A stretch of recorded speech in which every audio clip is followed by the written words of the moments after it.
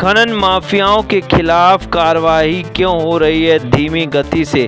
खनन माफिया खेत को कर रहे हैं छल्ली छल्ली, बन गए हैं बड़े बड़े गड्ढे जो दे रहे हैं बड़ी दुर्घटना को न्योता। हम आपको बता दें कि ललितपुर के रेलवे विभाग में काम करने वाले गैवन और JMK कंपनी के ठेकेदार व उनके दलाल कर रहे हैं सरकारी जमीन से लेकर भूमिधर जमीन पर को खोखला कट गए प्रतिबंधित पेड़ कई फुट गहरे गड्ढों में तब्दील हो गए हैं कई एकड़ भूमि, जिसमें भर गया है बरसात का पानी जो बड़ी दुर्घटना को दे रहा है न्योता। कुछ दिन पहले ग्राम देलवारा में अवैध खनन में नहाने से होनहार छात्रा की हुई थी मौत।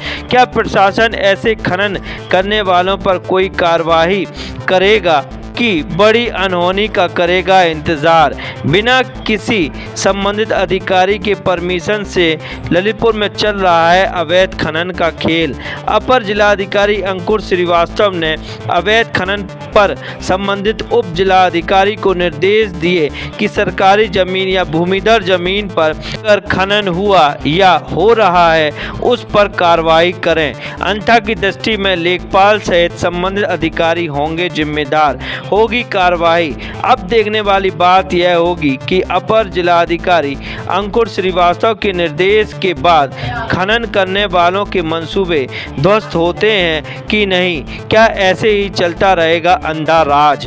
आपको दिखा रहे हैं जहां पर प्रतिबंधित पेड़ कटे हुए, वहीं पर नहर का स्वरूप ही बदल दिया और डाल दिया पाइप, ऊपर से ढक दी मिट्टी। दबंगों के हौसले हैं बुलंद।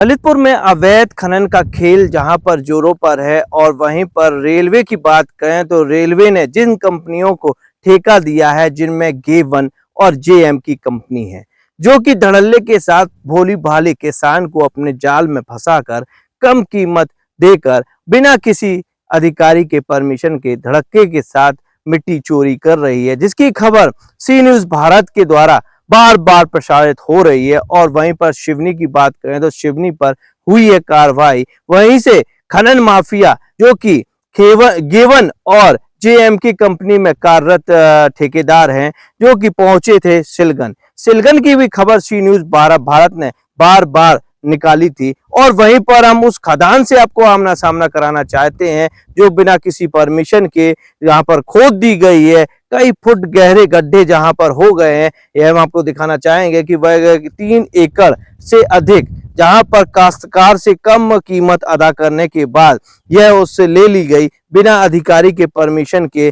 कई टनों मिट्टी यहां से चोरी कर ली गई है गेवन और JM की कंपनी के अधिक ठेकेदारों के द्वारा। वहीं पर आपको बता दें कि हरे भरे पेड़ जो कि आसपास लगे हुए थे इनको भी काट लिया गया है, लेकिन वन विभाग के अधिकारी आंखें मूंदे हैं। और वहीं प्रशासन की बात करें तो प्रशासन की तो जब खबर चलती है तब कार्रवाई नजर में आती, जिसके कारण सिलगन में पूरा हम आपको दिखाना चाहेंगे कि पूरी खदान के रूप में परिवर्तन कर दी गई है। और इस खदान में कई छोटे छोटे बच्चे जो कि अभी स्नान कर रहे थे, वही आपको पहले पिक्चरों में हमने आपको दिखाया जहां पर छोटे बच्चे स्नान कर रहे थे। इसके पहले हम आपको लेके चलते हैं देलवारा में एक होनहार बच्ची जो कि स्पोर्ट में माहिर जो कि ऐसे ही खदान में भरा था पानी और वहीं गई थी नहाने के, वहीं पर जहां पर वह डूब गई और डूबने के कारण हुई मृत्यु।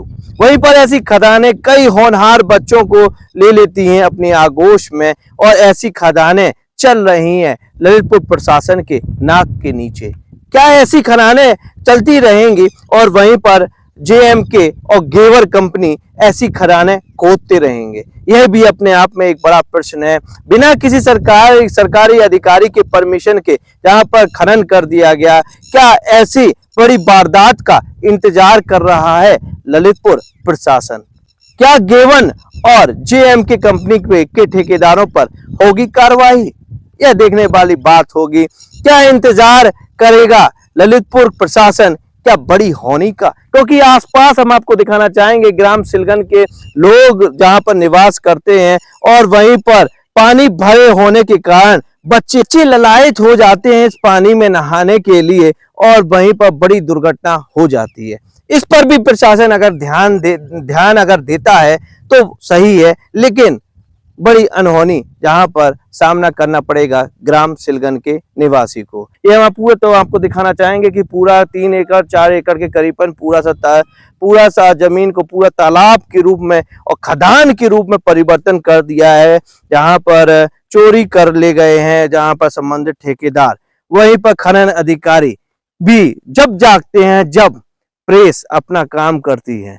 जहां खबर दिखती है वहीं पर कार्रवाई करते हैं, नोटिस जारी करते हैं, और अगर प्रेस पत्रकार अगर खनन के पीछे पड़ते हैं तो कार्रवाई नजर में आती है। लेकिन फिलहाल सिलगन में कोई कार्रवाई नजर में नहीं आ रही है। सिर्फ एक खेत नहीं है, थोड़ी दूर जाने के बाद दूसरा खेत भी इसी तरह बंजर और साथ साथ में खनन में स्वरूप बदला हुआ है। अब देखने वाली बात यह होगी क्या खनन अधिकारी कोई एक्शन लेते हैं। वहीं पर अपर जिला अधिकारी की बात करें तो अपर जिला अधिकारी ने सभी एसडीएमओ को निर्देशित कर दिया है कि अगर उनके क्षेत्र में कोई खनन करता है तो नपेंगे एसडीएम और लेखपाल।